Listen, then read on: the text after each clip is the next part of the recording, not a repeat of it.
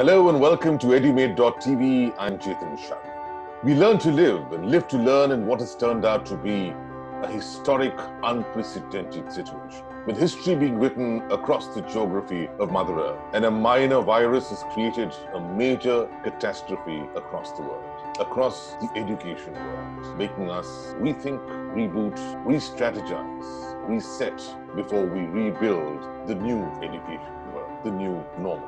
One characteristic which is very critical to build that world is wisdom. Wisdom from the experience of the past and wisdom of insight into what would be the future. And to do that, in realms of higher education, we have with us the man of wisdom, the wise Chancellor. Today we have a very special guest with us from the Jawaharlal Nehru University, the Vice Chancellor, Mr. M. Jagadesh Kumar, a university which has been a signature for this country, which has been a signature across the world with high representation, enormous credibility, and a lot of very strong opinions on a variety of subjects. Pleasure to have you with us, Mr. Kumar, on the Vice Chancellor.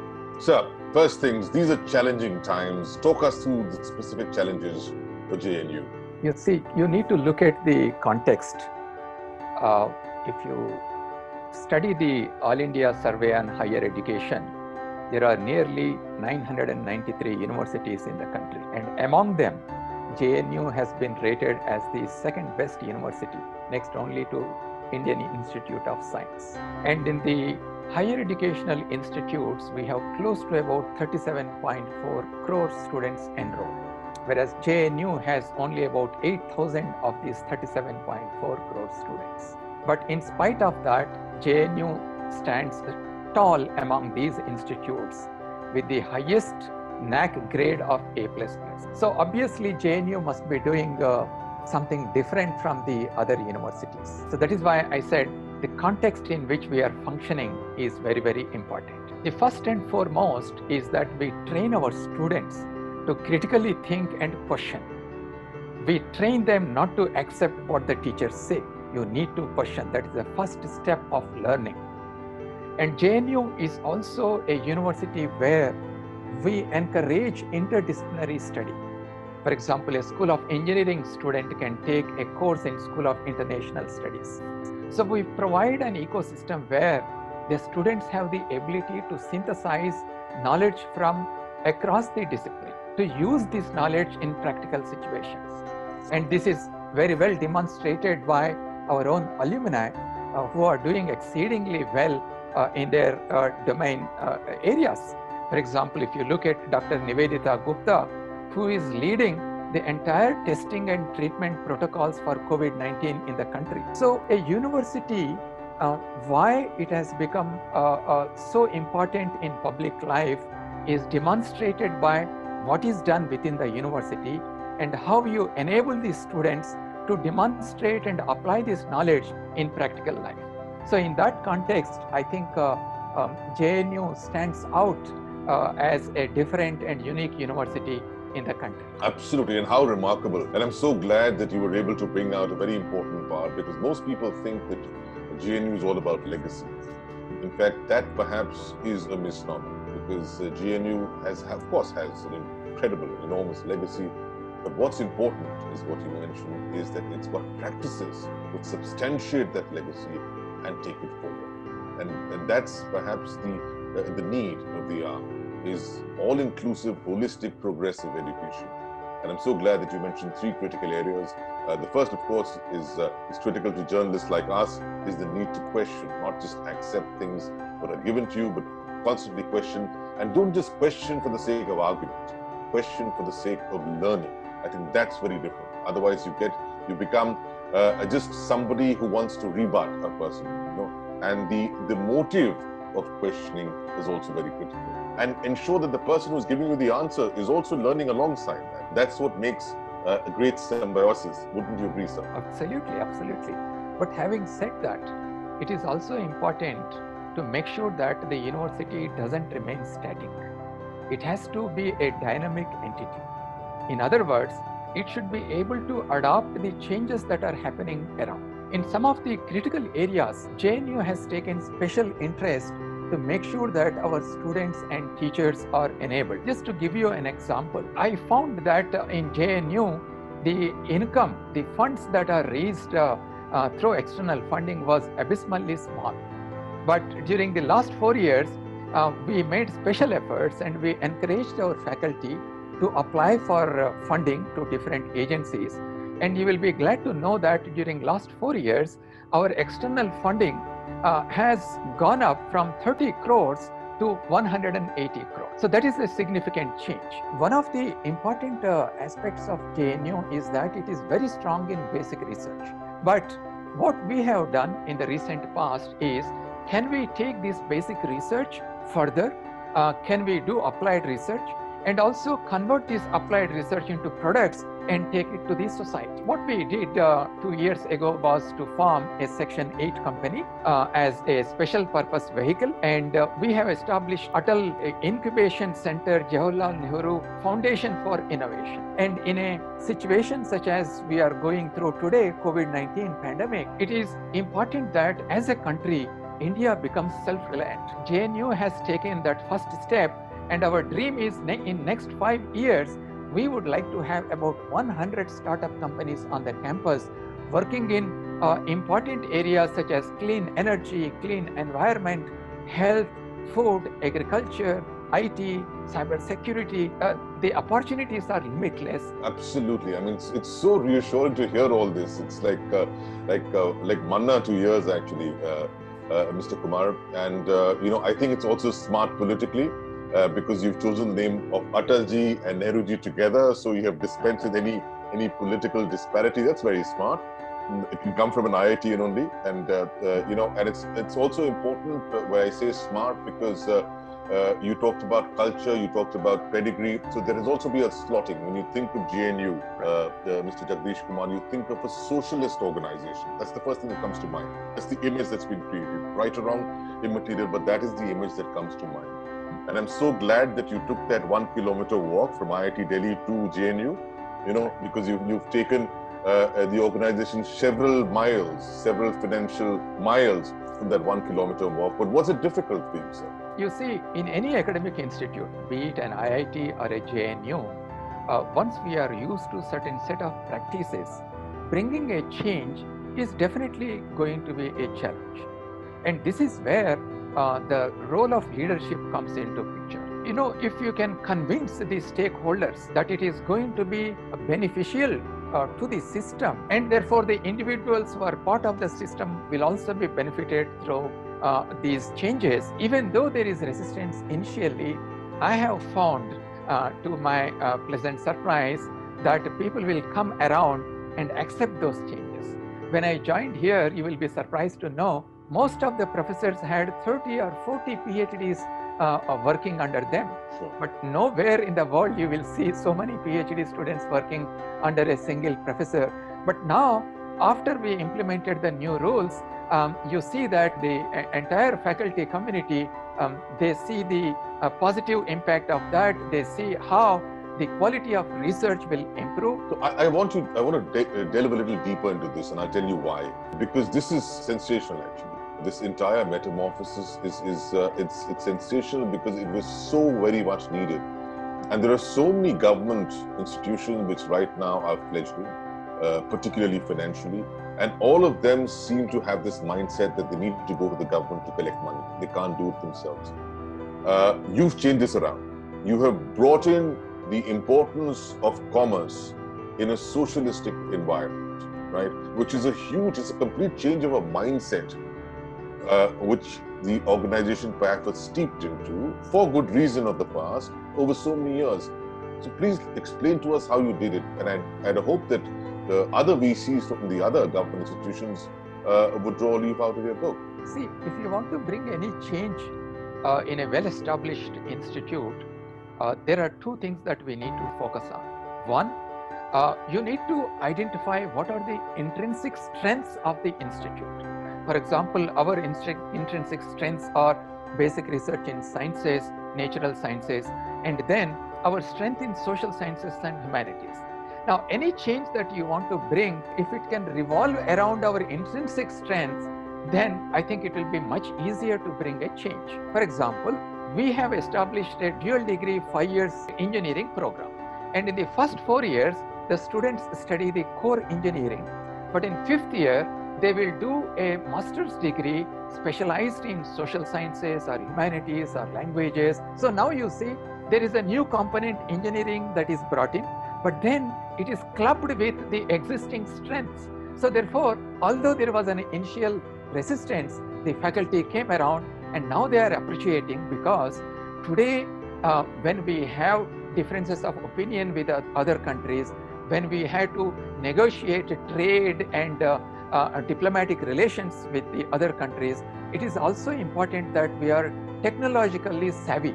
And if I have engineering students who are good at international relations, you can see the impact of how these persons, when they are involved with trade negotiations or diplomatic relations, it will have a different impact. So the bottom line is identify the core strengths and bring the changes which revolve around these intrinsic strengths, so that there is less resistance. Well, I'm so glad to hear all this. It's quite incredible what you've done in such a short period of time. My compliments to you on that. Now, when you talk about strengths, I think that's also the way forward when you deal with the pandemic. It's no different.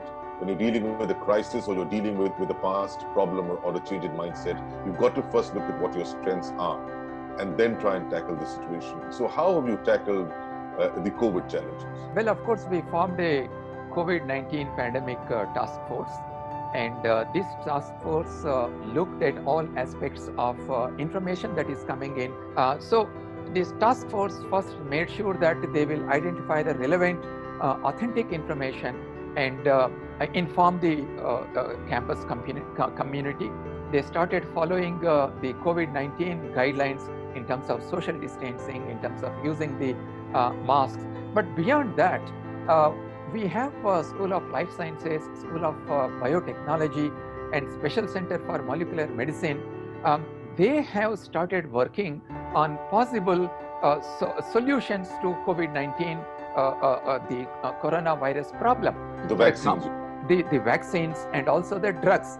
And we hope that in next 4 or 5 months, we will come with some possible solutions. We cannot promise in these areas, because you don't know what would be the evolution of the disease. But however, we are hopeful that in next 4 to 5 months, we will possibly come up with some solutions. You've given me 2 headlines, Vice Chancellor, sir. Thank you so much for that. Over my conversations, in the last 2 months, a couple of things have been thrown up on the COVID fact. And of course, these have been also reiterated by the government. One noticeable thing that happened with the scrapping of the examinations. And there has been a lot of hue and cry about it. And the second thing is about online education. There's been a furor by the parents. They're not in agreement with that. Yet most institutions feel that online is the way forward. In fact, not entirely online, at least blended and hybrid is the way forward. But teacher trainings have become an issue. And the overall economic scenario, the macro scenario, it also threatens to broaden the very sinister digital divide. You see, often we use the word digital divide, but I think we need to use that term with caution, because if you see the availability of internet in our country, we have close to about 500 smartphone users in the country, and in the entire higher education domain, we have only about 37.4 million students, and out of these 500 million, the students in higher education are only about 37.4 million. So therefore, we can very easily assume that every student in higher education at least have access to a smartphone, or they possess, they own a smartphone. As higher educational institutes, we should ensure that there is no break in the teaching learning processes. And that is why many universities, including JNU, we have adopted the online education. We are mindful of the fact that some students may not have access to internet. So therefore, what we have done in the university, and perhaps that could be an example to the other universities also, is that whoever has access to internet, our teachers are giving the online lectures, But for those students who do not have access to internet, we said, whenever the COVID pandemic subsides, whenever the universities open, when you come back, we will give you special lectures, and then we will conduct physical examinations. So this way, both components of the student community, those who have internet access, those who do not have internet access, their interests are taken care of. And COVID-19 pandemic has opened our eyes towards that. But even before COVID pandemic is there, and then we are looking at the online education, I'm happy to inform you that 2 years ago, JNU took a decision to form a special center for e-learning. And our goal was to offer full degrees, whether it is BA or MA in certain subjects, to students across the country and go beyond the boundaries of JNU. And today we are seeing a metamorphic change in our attitude to education. The whole country, the whole world is now thinking about online education. So I'm happy that we took the first step. And in that context, let me also inform you that JNU is working very hard to design completely online degrees, because in higher education, it is very, very important that we create equity, access, and high quality education. And all the other universities also have to proactively participate in this. It's good to learn that your opinion on the digital divide, or its hype, and secondly on you reinstating the need for equity, which basically means that you believe that the digital divide needs to narrow down. You did talk about the number of smartphone users that may very well be there for the higher education, but in case of the primary education, which is the grassroots level and the core, I'm afraid we need to disagree with you, because 60% of India is still yet to be connected. And even if the connection is there, most people don't have that, in rural India, in terms of smartphones, at least, in the primary level. And secondly, even if there is internet connection at some stage, the bandwidth for a regular conversation is not there. So digital infrastructure needs to be, enhanced and multifold. And as you know, that this our government, spends hardly 1.5% of the GNP on education, which is 20% of what any developed country spends. So a lot of spending has to come there as well. I partially agree with you, because I was also a member of the TRI. So I'm familiar with the developments in the communication technology area in the country. You see, there is a national fiber optic mission. Yes. And the goal of this is to connect every panchayat using fiber optic cable. Yes, so sir. therefore, the availability of the high bandwidth internet connections will become a reality once this project is completed. True. But let me also tell you here that the devices that are required to access the digital content, it doesn't have to be a high-end device. Sure. Perhaps we should be able to design. This is an opportunity for our entrepreneurs. We should have startup companies where we should develop these low-cost devices costing maybe about 10,000 or 15,000, so that everybody can buy these devices. There is a concept of bring your own device.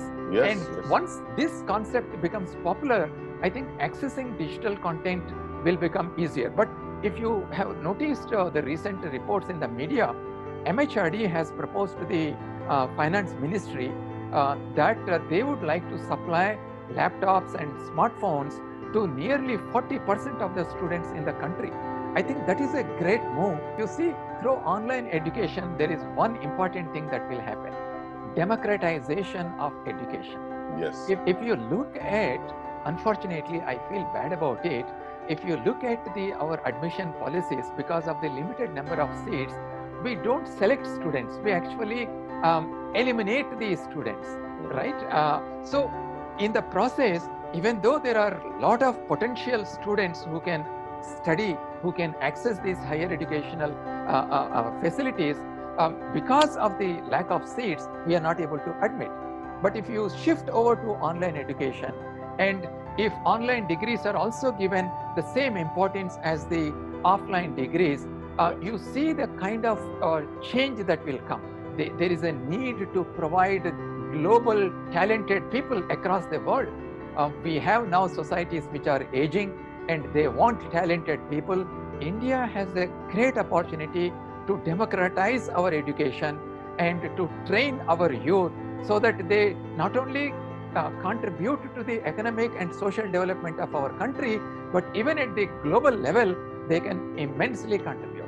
You know, I'll use two demos out here as an advantage, and thank you for bringing that out as well. One is democracy, and the second is the demographic dividend.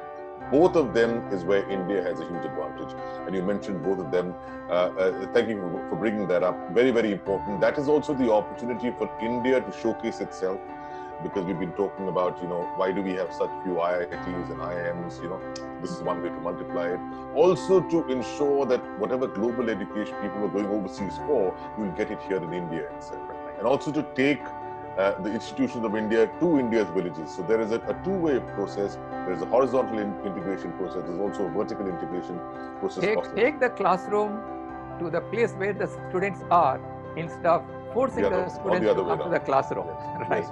And the erstwhile education development happened through actually real estate, realtors, you know, who looked at hotels and hospitals and education institutions as the only way to enhance and move up the value chain. It wasn't coming from the socialistic need for education, which is very important.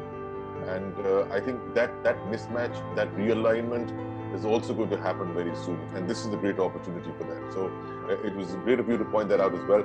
You talked about, several things which you've introduced in terms of making your faculty more practical, your students more practical in their approach, the need to question, the interdisciplinary, flexibility, adaptability, looking at the dynamism, being a great enabler. What about the new normal definition of courses? And what about employability? What are you doing for that? Because as we shift to online education, as we do away with the several conventional methodologies, we're also going to be looking at new age career options. So what's JNU doing for that? I think we are right on the spot, because there are new technologies that are emerging. Artificial intelligence, for example, machine learning, and new drug discoveries and vaccine development. Now, these are all areas on which we have to focus. Of course, people say that with these new technologies, there will be job losses, but I disagree with that. There will be newer kind of jobs, and it is the responsibility of the universities to make sure that these newer kinds of skill sets are provided to our students. And we have also started looking at some of our indigenous knowledge systems in our country. So when we talked about providing new skills and employability, I think we need to identify certain areas where there are certainly lack of technical manpower, lack of skilled workforce, and then we need to focus on those areas. Wonderful. That's exactly what I was looking at for an answer, and I'm so glad that you brought that up. So we've got challenges, we've got solutions. This is also one opportunity to look at, to re-examine the entire British system of education, which was relevant at some point of time, but perhaps not that relevant now. And we need to broaden our ideologies and our thought process beyond textbooks and, smartphones now, to a more holistic, character-building, nation-building approach. Your thoughts on that? Buddha said that you are a product of your own thoughts, and our thoughts are influenced by what value system that we have, what ethical models that we follow. And today, when the world has become so competitive, when technologies are making so self-centered, I think our attention has to come back to values and ethics in our educational system. Because ultimately, a sustainable and happy society can be created only when we focus on neutral values such as love, affection, sharing with each other. Therefore, I definitely would like to put more focus as part of our education right from the school level, an emphasis on value system and ethics. Okay, finally, your word of advice to everybody in this ecosphere. EduMate has been, trying to, build a media of exchange of views, opinions, solutions. to the challenges which the new world is going to be facing. And of course, this ecosystem consists of students, it consists of parents, it consists of teachers, principals, edupreneurs, educrats, and of course, vice chancellors like yourself. Please give your word of advice to each of these people. You know, one day I was coming out of my class after my lecture. I still teach in IIT Delhi. So one student came and asked me, "Sir, tell me one mistake that we should never commit in our life." So I told him, see, there are two mistakes that we should not commit. The first mistake that we normally commit is not recognize our own inner potential. Even if we have recognized our inner potential, we don't function to the fullest of our inner potential. So my advice to the students and to the teachers and to the parents is that create an ecosystem where our young people can identify their own inner potential and then use that potential to the fullest abilities possible so that they can contribute positively to the growth of our society. That is my message. Absolutely. How beautifully put, Mr. Jagdish Kumar. Thank you for that view. One final view on Mr. Jagdish Kumar himself. We've heard a lot about what you've done for JNU. We've heard about your views as an educationist. Talk us through your life and how's it been, because I'm sure there's several people who want to draw inspiration from it. Well, I come from a very small village in Telangana. My father worked as a teacher in a small school. It was a very, very difficult life. Even to send me to a school, my father has to borrow money from others. So I have seen very difficult times. And when I looked at my parents struggling to educate me, it dawned upon me that I need to work hard and I need to do something useful to the society, not just only to myself, but to the society. So that is the reason why when I recollect my own life, the difficult times through which I went through, I am very, very empathetic to the students who come to JNU, because I know JNU attracts students from across the country, from ordinary families, and when they come here, after they spend few years, they are completely transformed as good human beings. So my feeling is that difficulties provide us challenges and opportunities, and we should always be positively thinking about these challenges and move forward, and that is the only way to succeed in our life. So would you then say that a critical ingredient of success is also to face challenges and difficulties earlier in life? The real inner strength of a person is realized only when you face the challenges when they come unannounced. So therefore, typically what happens is we react to the challenges, we react to the difficulties. But what we need to be doing is we should respond to the difficulties, we should respond to the challenges, and that is how you can control the situation. So if you control the situation, you do things by choice rather than chance, and that is what differentiates one person from the other person, and that is the reason why some people become successful in life, but others, they fall behind. So the biggest lesson that I have learned from my life is that failures are bound to be there, but use every failure as an opportunity, get up and move forward, and that is the only way to become a successful person in life. Absolutely. Failures are a must to learn, and of course they disallow you from being complacent as well. The reason I asked you about early failures and early impediments and difficulties in situation is a bit of a lesson which is followed by the West, the successes in the West, as well as some people in India as well. You know, the prosperous parents putting their children by design, not by default, into critical, difficult situations to ensure that they just don't become complacent and rest on the laurels of the successes of their parents. That's the reason why I asked you that question.